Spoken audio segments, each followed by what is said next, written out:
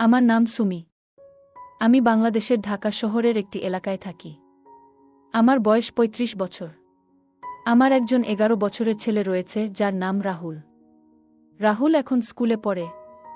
আমার স্বামী ইমরান নারায়ণগঞ্জের একটি প্রাইভেট কোম্পানিতে কাজ করেন। আমাদের বাড়ির মালিক ফখরুদ্দিন আমাকে একেবারেই পছন্দ করেন না। যখনই তিনি ভাড়া নিতে আসতেন তখন তিনি আমাকে খুব অসম্মানজনকভাবে দেখতেন। আমাদের আর্থিক অবস্থার কিছুটা খারাপ ছিল। আমরা ঢাকার একটি ছোট্ট ভাড়া বাড়িতে বাস করছিলাম, যেখানে একটাই ঘর ছিল।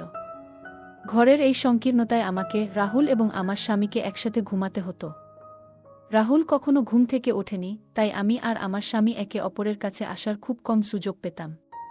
কিন্তু এক সকালে আমার স্বামী আর সহ্য করতে পারলেন না।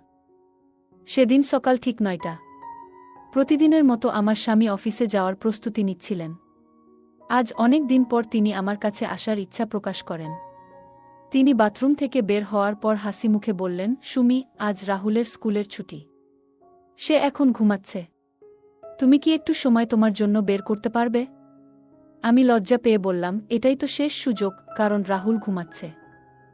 আমরা ১০ মিনিট সময় পেলাম। শেষে আমি বললাম, এখন তুমি অফিসে যাও, নইলে দেরি হয়ে যাবে। সেই দিনটি খুব বিশেষ ছিল। আমার স্বামী অফিসের উদ্দেশ্যে বের হওয়ার আগে বললেন, সুমি, আমি কিচেনে ভাড়ার টাকা রেখেছি। বাড়ির মালিক হয়তো আসবে। কিছু পরে রাহুল উঠল এবং আমি তাকে নাশতা দিতে বললাম। নাশতা খেয়ে রাহুল বলে উঠল, মা, আমি বন্ধুদের সঙ্গে খেলতে যেতে পারি? আমি তাকে অনুমতি দিয়ে বললাম, ঠিক আছে, কিন্তু খেয়াল রেখো। রাহুল বের হয়ে যাওয়ার পর আমি বাড়ির কাজ শুরু করলাম। দুপুরবেলা যখন খানিকটা শান্তির মধ্যে রান্নার প্রস্তুতি নিচ্ছিলাম, তখন আচমকা মনে হলো যে আমাদের ঘরে ভাত নেই।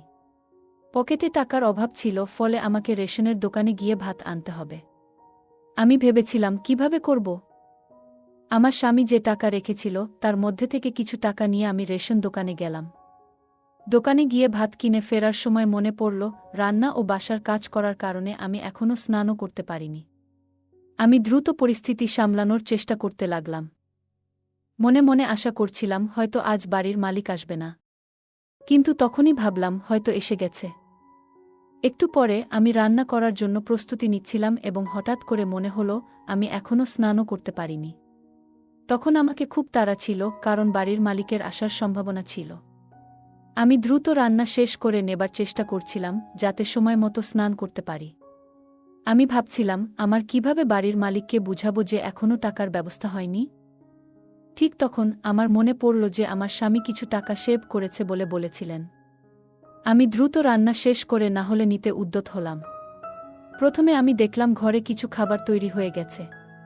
তারপর প্যাকেটে থাকা সেই টাকা নিয়ে দ্রুত বেরিয়ে গেলাম। বাড়ির মালিক সাধারণত দুপুরে ভাড়ার জন্য আসতেন।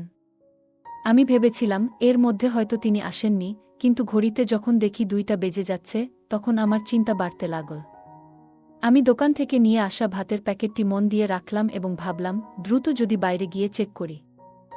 যেমন আমি এলাম, মুখে নরম হাসি নিয়ে রাস্তার দিকে তাকিয়ে দেখলাম, আমার বাড়ির মালিক এসে গেছেন। তিনি রেগে ধমক দিয়ে বললেন, সুমি, ভাড়া দিলে আনো, না হলে এই বাড়ি খালি করো। আমি খুব ভ্রষ্ট হয়ে গেলাম। আমি তাকে বললাম, অনুগ্রহ করে একটু সময় দিন, আমি কাল পুরো ভাড়া দিয়ে দেব। কিন্তু তিনি কোনো কথা শুনলেন না। তিনি একটানা বললেন, আজকের মতো কিছু হতে পারে না। তুমি বা তো ঘোড়া চাপা দাও, নয়তো বাড়ি খালি করো। আমি তার কথায় খুব হতাশ হলাম। মনে মনে ভাবছিলাম, ভদ্রতা করা উচিত, কিন্তু কিভাবে? আমার চোখে জল চলে এলো এবং আমি বলেছিলাম, ঠিক আছে, আমি আপনার ঘোড়া চাপা দেব, কিন্তু আপনি বাড়িটি খালি করো না। আমি কি করেছি তার ফলাফল ভেবে চিন্তায় যাই। তখন মনে পড়ে গেছে, তিনি বিশেষভাবে তার সাদা ঘোড়াটির যত্ন নিচ্ছেন। সেটি খুব বিদ্ধ হয়ে যাচ্ছে এবং তিনি সেটি নিয়ে চিন্তিত। আমি জানি অবস্থা কতটাই ব্যক্তিক। সাদা ঘোড়াটি ছিল তাকে অনেক প্রিয়। আমি তাকে ভাড়া দেবার ব্যাপারে সব কিছু চিন্তা করে বিশাল প্রভাবিত হই। কিছুক্ষণ পরে আমার বাড়ির মালিক এসে বললেন, তুমি কি আমাকে গুনগুন করতে পারেন? আমি আজ তোমার ঘোড়া চাপা দেব। আমি বিনয়ের সাথে বললাম, ঠিক আছে, আমি যেতেই হবে। আমি আমার ঢাকায় আসা কাজে ৩ ঘন্টা নেব। শেষ পর্যন্ত পরে তার ঘোড়ার কাছে গিয়ে হাজির হলাম। একা যাওয়ার পর আমি অনুভব করছিলাম যে এজন্য আমি কতটা অসম্ভব হয়ে গেছি। সাদা ঘোড়ার প্রতি আমার বাড়ির মালিকের বড় প্রেম ছিল। তবে আমার মনে গভীর দুঃখ ছিল, কারণ আমি বুঝতে পারছিলাম আমি তাকে ঘোড়ার জন্য চাপা দেওয়ার মতো পরিস্থিতিতে নিচ্ছি। আমি জানি না কেন, কিন্তু আমি তাকে বোঝাতে চাচ্ছিলাম যে মহানির্দেশনা ছাড়া কিছু করা উচিত নয়। বাড়ির মালিক ফখরুদ্দিন শত শত সমস্যা এবং চাপের মধ্যে ছিলেন এবং তার ঝামেলার জন্য অন্যদের ক্ষতিগ্রস্ত করতে চাননি। আমার স্বামীর মাসিক আয় আমি জানি, ঠিক সময়ে আমাদের ভাড়া না দেওয়ার সাথে আক্ষেপ। সেদিন আমার বাড়ির মালিক খুব রাগান্বিত ছিলেন। তিনি আমাকে বললেন, সুমি, আমি তোমার জন্য অপেক্ষা করছি। তুমি কি করছো? তখন আমি সাহস নিয়ে বললাম, ফখরুদ্দিন ভাই, আমি বুঝি আপনার পরিস্থিতি।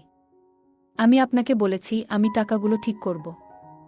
তিনি বিনয়ের সহিত মুচকি হাসলেন এবং বললেন, আমি জানি। তুমি যদি একটি ঠিক সময় দাও তবে আমি তোমার অপেক্ষা করতে রাজি আছি, কিন্তু শেষবারের জন্য। তখন তার কথা শুনে আমার মনে হালকা অভিনবতা এল। আমি গভীরভাবে চিন্তা করতে লাগলাম, বাচ্চাদের জন্য কিছু করতে পারব বলে। মনে পড়ে গেল, আমি কি করলে তাদের ছাড়া থাকতে পারব। আমি ভেবে বললাম, আচ্ছা, আমি চেষ্টা করব। কিন্তু আমি চাই আমার ছেলে রাহুল যেন এর মধ্যে কিছুটা আনন্দ পায়। ফলে একটা আশার আলো বাড়ে। আমি বাড়িতে ফিরে এসে বললাম, ইমরান, আমি ভাবলাম পরপর কাজ করব। তুমি কি ভাবো? ইমরান বুঝতে পারলেন যে আমাকে কাজ করতে হবে এবং আমাকে সমর্থন দিতে ইচ্ছুক। তিনি সহানুভূতির সঙ্গে বলেন, ঠিক আছে, তুমি কাজ শুরু করো। আমার কাজে মনোনিবেশ করলাম এবং যতটা সম্ভব সেবার নানান কাজ নিয়ে ব্যস্ত হলাম। আমি ভেবেছিলাম, যদি আমি কিছুটা আয় করতে পারি তাতে অন্তত আমাদের ভাড়া দিতে সুবিধা হবে। তবে আমার স্বামী বললেন, তুমি শক্তিশালী। আমরা সব কিছু মোকাবেলা করতে পারব। আমাদের জন্য সংগ্রাম করে দিনগুলো কাটাতে লাগল, কিন্তু আমার বিশ্বাস ফিরে আসতে লাগল। প্রতিদিন এক নতুন আনন্দের সমাহার নিয়ে আসছিল।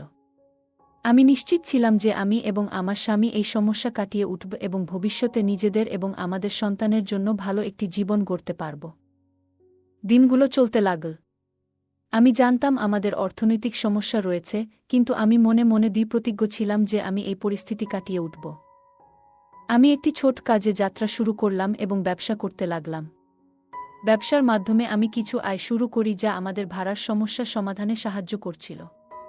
ইমরান আমাকে সমর্থন দিচ্ছিলেন এবং সেই সঙ্গে রাহুল খুব উপভোগ করছিল। একদিন আমি যখন ভাড়ার টাকা জমা করার জন্য প্রস্তুতি নিচ্ছিলাম, তখন ফখরুদ্দিন এসে বললেন, সুমি, আমি তোমার জন্য অপেক্ষা করেছি। তুমি সত্যিই অনেক চেষ্টা করেছ।